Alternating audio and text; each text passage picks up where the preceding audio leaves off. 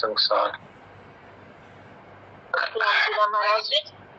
राम जी चंद्रनाथ जी महाराज अपने अनुभव बताते थे, ना कि कोई किताबी ज्ञान।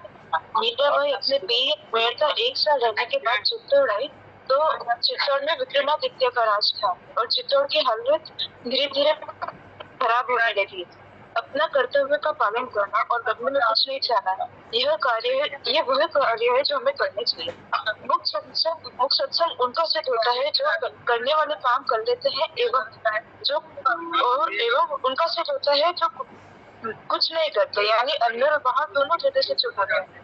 सबसे बड़ी बात कि जिन्होंने मुख्य सत्संग सिद्ध करना है तो अपना ममता और कामना का त्याग करना ही पड़ेगा। नारायण नारायण। तुम इतनी स्पीड से बोलती हो कि कई लोग तो पकड़ ही नहीं पाते होंगे। थोड़ी सी स्पीड कम करो, बाकी तुम्हारा अच्छा है। महाराज अभी मैं ट्रेन में तो कभी नेटवर्क चला जाए तो उसपे मैंने टेस्ट बोल दिया। चाय करके महाराज चाय गर्मा गर्म बोल रहे हैं तुम्हारे पास तो। कहाँ पर हो तुम? महाराज जी अभी ऋषिकेश से हम वापस उदयपुर जा रहे हैं। ओह, इसलिए कोई बात नहीं, चलो ठीक है। नारायण नारायण नारायण। तो अब हम गीता जी का अभ्यास करेंगे। तो जिनके पास अर्थ सहित गीता है वो अर्थ सहित गीता लेके बैठे, और अर्थ सहित नहीं है तो मूल गीता ले लें। और पहले अध्याय का 37वां श्लोक है क्या आज? 37वां। तो पहले मैं श्लोक को 2 बार बोलूंगा और फिर अर्थ, और उसके बाद आप लोगों में से कोई 5 लोग लगभग वो पाठ करें, और जैसे जिनको मैं ठीक समझूंगा उनको अभी मौका देंगे। मैंने सत्संग ग्रुप में गीता रस धारा के द्वारा जो पूरे अध्यायों का पाठ किया है शुद्धता से, वो सत्संग ग्रुप में फिर डाला था आज। तो सभी भाई बहनों से, बच्चों से निवेदन है कि पहले अध्याय का जैसे आज हम 37वां श्लोक पढ़ रहे हैं, तो पहले 37वां श्लोक है, उसमें 2-3 बार सुने कैसे उन्होंने बोला है, फिर उसको पाठ करते हुए देखें कि हमारे कहाँ भूल है, फिर उसको सुधारें और उससे मिलान करें कि हाँ अब ठीक बोल रहे हैं हम, फिर शाम को बोलें तो बहुत अच्छा होगा। कईयों की तो ये स्थिति है कि पूरे श्लोक में 3-3, 4-4, 5-5 जगह गलतियां हैं, लेकिन अब उनको कितनी गलती सुधारें, तो एक आध गलती बताई जाती है कि भाई ये सुधार लो, जो बड़ी भूल है उसको। तो इसका लाभ उठाओ आप, क्योंकि गीता रस वालों ने बहुत मेहनत करके और ये अध्यायों को बोला है, ताकि जो नए लोग हैं वो उनको सुन करके शुद्ध पाठ करना सीखें। हम लोगों ने भी ये जो शुरू किया है अभ्यास इसीलिए किया है ताकि अपनी गलतियों का एहसास हो, उनको हम सुधारें।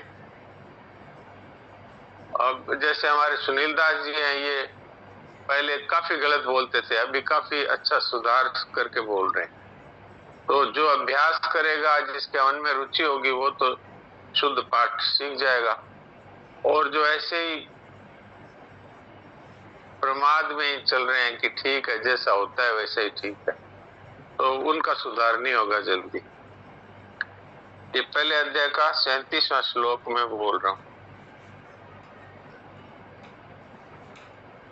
तस्मान्नार्हा वयं हन्तुं धार्तराष्ट्रान् स्वबान्धवान् स्वजनं हि कथं हत्वा सुखिना श्याम माधव। तस्मान् वयं हन्तुं धार्तराष्ट्रान् स्वबान्धवान् स्वजनां हि कथं हत्वा सुखिनः श्याम माधव। इसलिए अपने बंधु बांधव इन धृतराष्ट्र संबंधियों को मारने के लिए हम योग्य नहीं हैं, क्योंकि हे माधव, अपने कुटुंबियों को मारकर हम कैसे सुखी होंगे। अब आप में से जो लोग पाठ करना चाहें वो हाथ खड़ा करें, तो फिर मैं उनमें से कुछ को मौका दे सकता हूँ। हाँ प्रीति, तुम सुनाओ।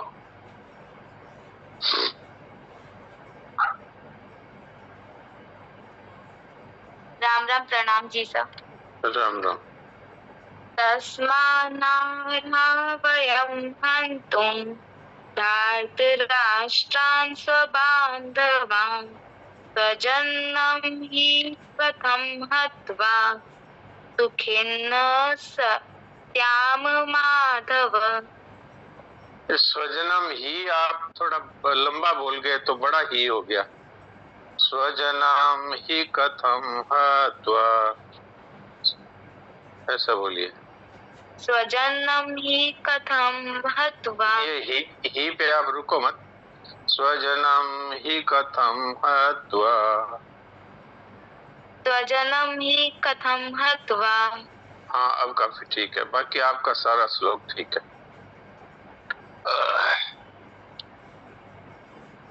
राम राम, प्रणाम पिसा। राम राम। हाँ नहीं, आपका ठीक है, श्लोक ठीक है। ठीक है। हाँ, सुलोचना देवी बोलिए। बोलिए। राम राम महाराज जी, प्रणाम। राम राम। राम राम।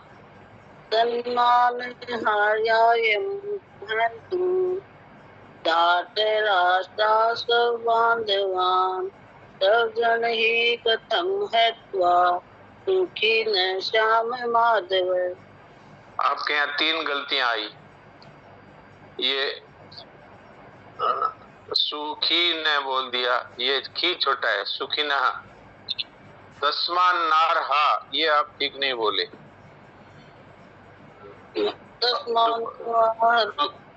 तस्मान नारहा, ऐसे बोलो, तस्मान नारहा।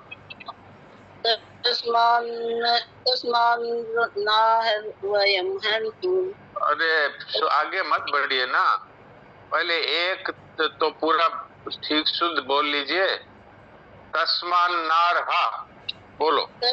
तस्मान रहा। आप अभी तक ठीक नहीं बोल पा रहे। तस्मान ना, ऐसे बोलो, तस्मान ना। ठीक है। अब इसके बाद में आधा रे और हा ऐसा बोलना है। तस्मान नार हा। अब ठीक है। वयं हन्तुं धार्तराष्ट्रान् स्वबान्धवान् हाँ, स्वजन ही कथम हत्वा। स्वजन का है, कहाँ है स्वजन? स्वजनम है, ऊपर बिंदी है, स्वजनम। स्वजनम ही कथम हत्वा सुखिनः श्याम माधव। ठीक है, अब ठीक है। आप अभ्यास किया करो, आपके बहुत गलतियां होती है। अब मैंने आपको बताया है कि वो गीता रस धारा का आपने देखा क्या? मैं तो जानती नहीं महाराज, पढ़ाई में कभी मन ही नहीं लगा। जानती तो नहीं है, आपके बच्चे तो होंगे, उनको बोलो सत्संग ग्रुप में मैंने डाला हुआ है। सत्संग ग्रुप से आप जुड़े हुए हैं कि नहीं? नहीं, मेरे को तो पता ही नहीं जुड़ी हुई मैं तो बच्चों से कहो ना, वो देख के और आपको बताएं। मैं आपको आज जोड़ देता हूँ सत्संग ग्रुप में, तो फिर जोड़ लो। फिर वो जो है रस धारा का 5-6 अध्यायों का है, उसमें से पहला अध्याय है, उसका कल 38वां श्लोक है, वो उसमें से सुन करके और फिर कर बोलना, तो गलतियां नहीं होगी। और महाराज जी आप मूक सत्संग बताते हो, उसमें वो 6ठे अध्याय में है ना, नासिका के सामने देखने का, तो वो भी सही है क्या? मूक सत्संग मतलब नासिका के सामने देखते रहने का? वो नहीं है, वो नहीं है, वो तो ध्यान की विधि है, ध्यान से अलग है मूक सत्संग। ठीक है, इसको बताने का विचार है।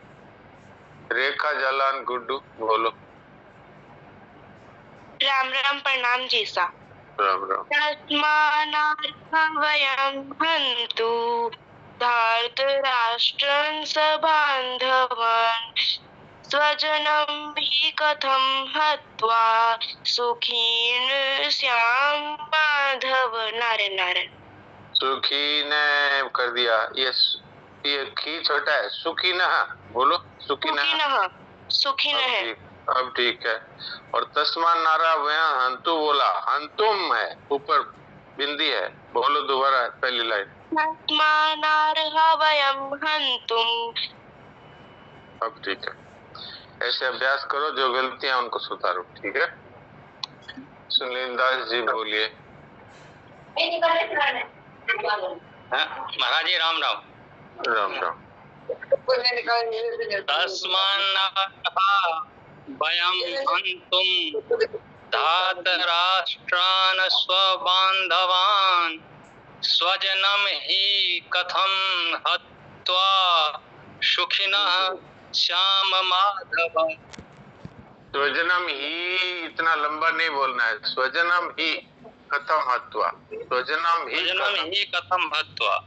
हाँ अब ठीक है, आप भी अभ्यास करिए, पहले से आपका ठीक है। प्रणाम महाराज। प्रणाम।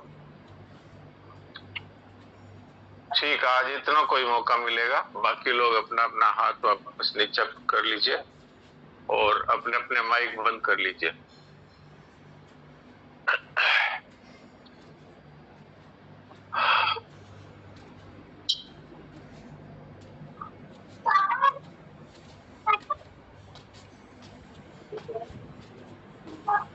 अब संतोष भाई पढ़ेगी पाथेय, शरणान जी महाराज के पत्र हैं लिखवाए हुए, उसमें से 34वें का दूसरा पैरा है, 34वें पत्र का, पाथेय प्रश्न संख्या 46। राम प्रणाम जी साहब। राम राम।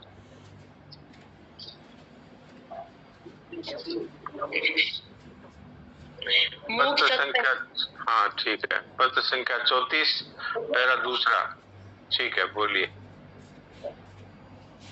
मूक सत्संग प्रत्येक प्रवृत्ति के अंत में सहज भाव से होना चाहिए, क्योंकि सर्व समर्थ हेतु की कृपा सर्वत्र सर्वदा अंग संग है। उसका आश्रय ही आस्तिक का महान बल है। जैसा ये पढ़ लिया था क्या कल? नहीं। अचार रूपी भूमि में ही मूक सत्संग रूपी वृक्ष उत्पन्न होता है। पढ़ लिया था, पढ़ लिया। ठीक है, 35वां पत्र पढ़ो।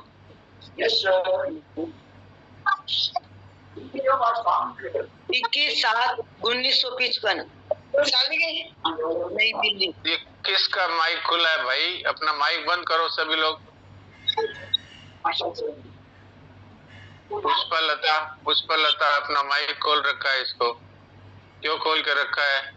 सबको बोला हुआ है भाई अपना अपना माइक बंद रखा करो। ये जो सत्संग में जो विघ्न बाधा पड़ती है ना, ये बड़ा भारी अपराध है, ये वैष्णव अपराध है, इसकी बड़ी भारी सजा है। तो सब लोग ध्यान रखो कि अपना माइक खुला क्यों रहे। जब जरूरत होगी हम आपका माइक खोल देंगे, और आप अपना माइक खुला क्यों रखते हैं? हाँ जी, 35वां पत्र पढ़िए। राम प्रणाम जी सर। 21/7/1955। हाँ। देहातीत दिव्य ज्योति स्नेह मूर्ति सर्वदा शांत तथा प्रसन्न हो। शरीर के संबंध में कुछ भी चिंता नहीं करना है, चाहे जैसा रहे, केवल उसके प्रति सेवा का भाव रखना है। वह भी इस कारण कि वह प्यारे की वस्तु है। जो वस्तु उनकी हो जाती है उसमें उनके काम आने की योग्यता आ जाती है, और जिस वस्तु के प्रति अपनी ममता रहती है उसमें अनेक दोष आ जाते हैं। ममता करने योग्य तो केवल वे ही हैं। अत्यंत गाढ़ आत्मीयता का भाव ही प्रीति का संचार करने में समर्थ है। उसे सर्वदा सुरक्षित रखो, बस यही तुम्हारा परम पुरुषार्थ है। आत्मीयता में प्रियता निहित है। आत्मीयता ही महामंत्र है। आत्मीयता ही परम अर्थ है। आत्मीयता ही उदय होते ही हो जाना, उदय होते ही जो होना चाहिए वह स्वतः होने लगता है। ओम आनंद आनंद आनंद। राम। ये पत्र नई दिल्ली से लिखा है महाराज जी ने, और 21 जुलाई 1955। तो 45 वर्ष तो वो हो गए और 25 वर्ष ये हो गए। तो ये 45 और 25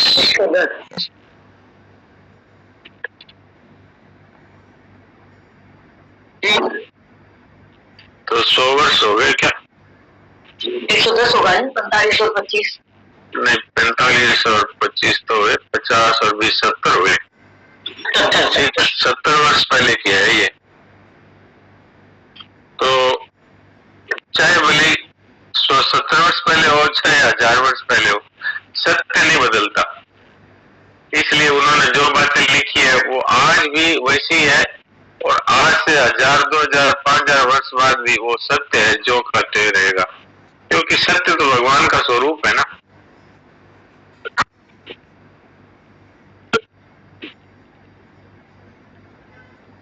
तो देवकी जी जो माता जी थी, उनका शरीर अस्वस्थ था। तो महाराज जी लिखते हैं कि शरीर के संबंध में कुछ भी चिंता नहीं करना है, चाहे जैसा रहे। अब शरीर के प्रति भी सेवा का भाव रखना है। जैसे हम किसी बीमार व्यक्ति की सेवा करते हैं, ऐसे ही शरीर भी एक व्यक्ति है, तो उसकी सेवा करें। क्यों है कि वो प्यारी की वस्तु है। जो वस्तु उनकी हो जाती है उसमें वो प्यारे के काम आने की योग्यता आ जाती है। अच्छा, मुझे खांसी आ रही है, मैं थोड़ा जल पी लेता हूँ।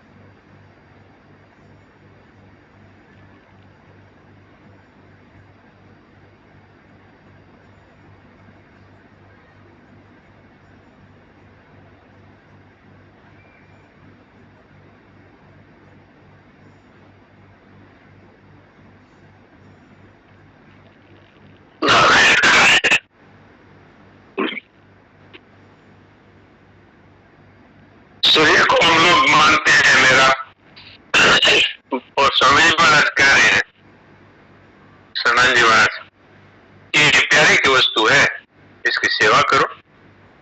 शरीर की सेवा क्या है? उसके अगर बीमारी आ गई तो उसकी शुद्ध दवा दो, यदि थकान आ गई तो उसको विश्राम दो, यदि भूख लग गई है तो उसको सात्विक भोजन दो। इस तरह से उसकी सेवा करो। समय पर उसकी सफाई करो, समय पर उसको घुमाओ, समय पर उसको व्यायाम कराओ। तो ये सारी है प्यारे की वस्तु है, इसकी सेवा करो। जिस वस्तु को हम अपना मानते हैं ना, उसमें अनेक दोष आ जाते हैं। तुलसीदास जी ने भी मल को, ममता को मल बताया, ममता मल। तो इसलिए मेरा मानने से अशुद्ध हो जाता है। जिस चीज को अपना मानते हैं वो अशुद्ध होता है।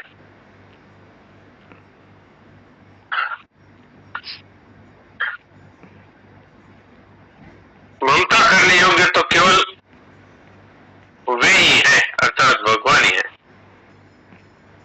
अगर उनसे मेरापन करेंगे तो उनके साथ हमारा प्रेम हो जाएगा, क्योंकि ममता या आत्मीयता परमात्मा के प्रति करने पर उनके प्रति प्रेम हो जाता है। वैसे भी संसार में देखा गया है, जिसको हम अपना मानते हैं उसके प्रति स्वाभाविक ही प्रेम हो जाता है। तो भगवान को अपना माने तो इसमें मूल बात यह है कि फिर केवल भगवान को ही अपना मानना है। भगवान भी हमारे हैं और धन भी हमारा है और जमीन भी हमारी है। इस तरह अगर करेंगे तो इसको बेविचार दोष कहा है। भगवान कहते हैं कि मुझे अनन्य भाव पसंद है। अनन्य का अर्थ है कि कोई अन्य है उसका आश्रय न रहे।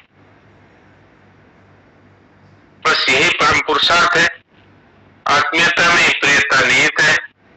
आत्मीयता ही महामंत्र है। आत्मीयता ही परम आश्रय है। आत्मीयता अर्थात प्रियता।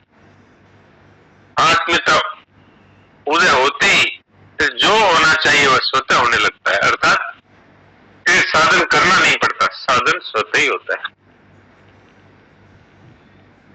तो ये आज के पत्र का भाव मालूम होता है। नारायण नारायण।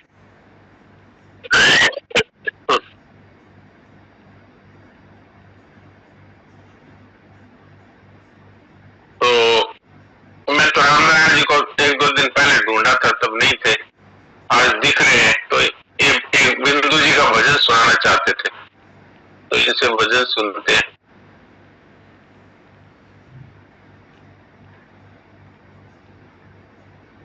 हाँ रामनारायण जी सुनाइए।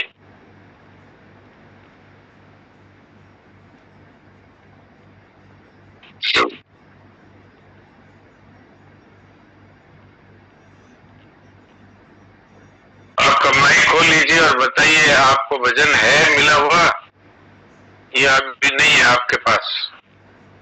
माइक खोल लीजिए। मैंने आपको अनम्यूट का ऑप्शन तो दिया है, बोलिए। हाँ बोलिए।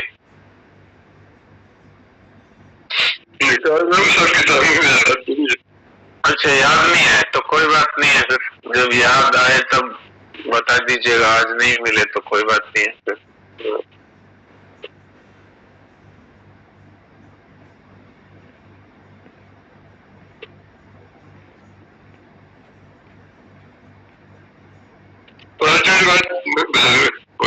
हाँ कोई बात नहीं, देवकी जी से बात करते।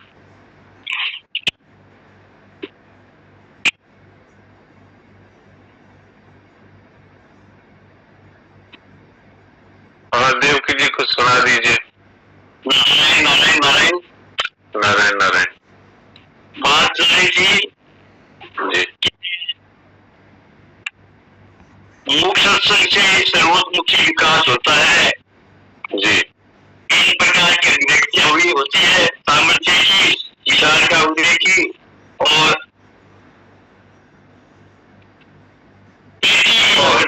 प्रीति की जागृति। हाँ जी।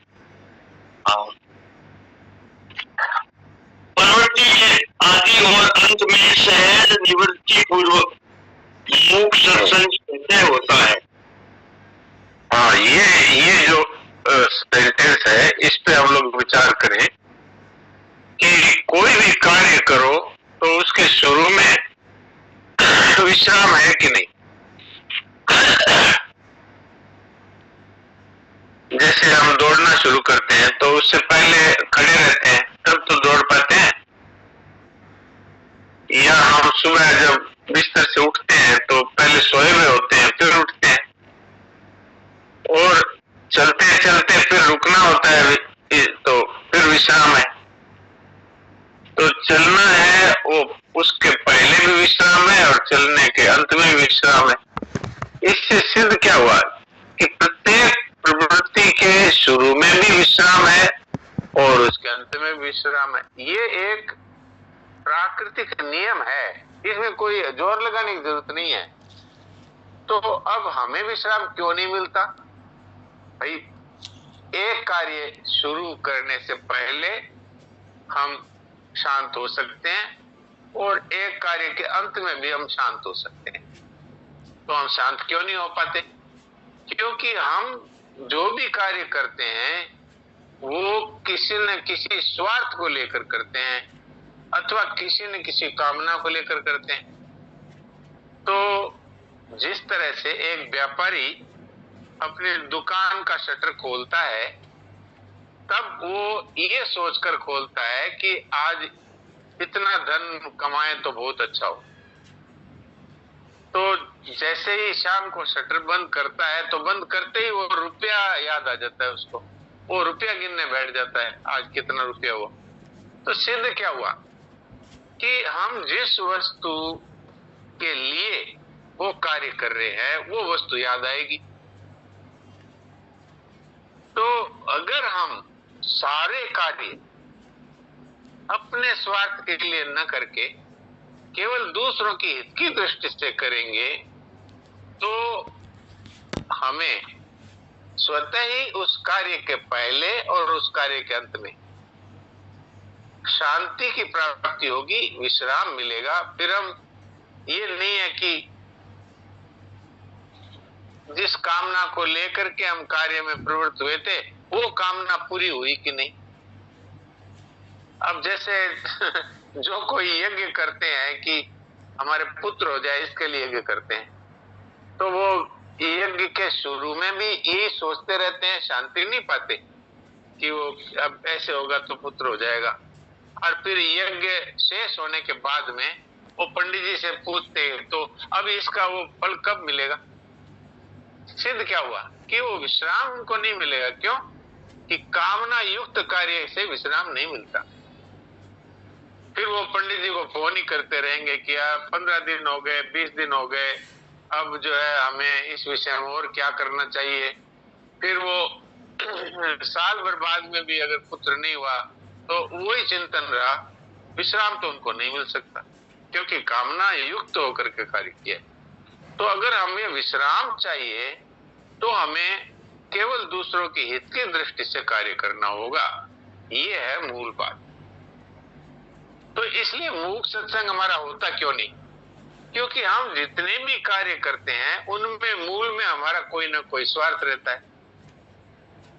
निष्काम भाव से हम कार्य नहीं कर रहे हैं। भगवान कहते हैं कि मैं तीनों लोकों की रचना करता हूं लेकिन उसमें मेरा कोई भी निजी स्वार्थ नहीं, केवल सबको कैसे आराम मिले, सबको कैसे सुविधा। आप देखो, मैं तो कई बार एक दिन घूमने जा रहा था तो मेरे मन में आई कि भगवान ने इतने अच्छे अच्छे फूल के पौधे, इसमें तरह तरह के फूल और अलग अलग सुगंध और फल, एक से एक बढ़िया फल भगवान ने।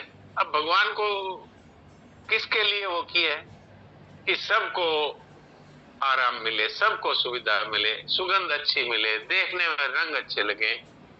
तो भगवान कहते हैं कि मेरे जन्म और कर्म सब दिव्य।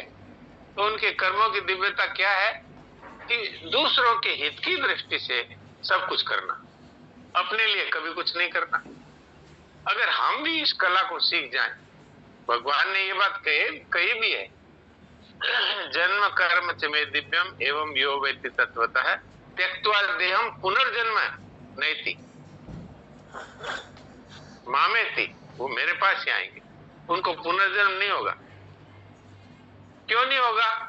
कि सर्वभूते रहता ते प्राप्त होती माम एव। वो सबके हित में लगे हुए हैं इसलिए वो मेरे को ही प्राप्त होंगे, वो कहीं नहीं जा सकते। तो अगर हम इस कला को सीख जाएं तो मूक सत्संग स्वतः ही होगा क्योंकि हमारा कोई स्वार्थ है ही नहीं। तो विश्राम मिलेगा और नहीं तो विश्राम कभी नहीं मिलेगा। मूक सत्संग, इसलिए मैं कहता हूँ मूक सत्संग उनका सिद्ध नहीं होता कि जो ममता और कामना रखते हैं। क्यों कामना रखेंगे तो कामना का चिंतन होता रहेगा, और ममता करेंगे तो जिनसे ममता है उनका चिंतन होगा अथवा भय होगा। इसलिए हमें अगर मूक सत्संग करना है तो ये कोई अभ्यास नहीं है, ये तो अटकल है। अटकल नहीं आए तो खटकल खुलती नहीं, और अटकल आ गई तो इसमें कुछ करना ही नहीं है। शंकर सहज स्वरूप संभारा, लागी समाधि अखंड अपारा। ये ऐसी समाधि है जो कभी टूटती नहीं। महात्मा पुरुषों को मैंने देखा है, बोलते हैं, चलते हैं, खाते हैं, पीते हैं, लेकिन उनका जो लो लगी हुई है वो टूटती नहीं। कोई अभ्यास नहीं है। जिससे हम प्यार करते हैं, क्या उसका हम अभ्यास करते हैं? प्यार करते हैं, उसकी याद स्वतः आती है, नहीं तो अभ्यास करते रहो। अभ्यास का तो यही होता है, कुछ देर होगा फिर भूल जाएंगे। तो ये बहुत गंभीर बात है। इसको कहा तो मैंने बहुत सरल शब्दों में, विनोद में ही है, लेकिन ये बहुत गंभीर बात है। अगर कोई इसकी गहराई में चला जाए तो उसको मुख सत्संग करना नहीं पड़ेगा, उसका तो जीवन ही मुख सत्संग होगा। तो आज का समय यहीं तक इजाजत देता है। थोड़ी देर के लिए मुख सत्संग करें।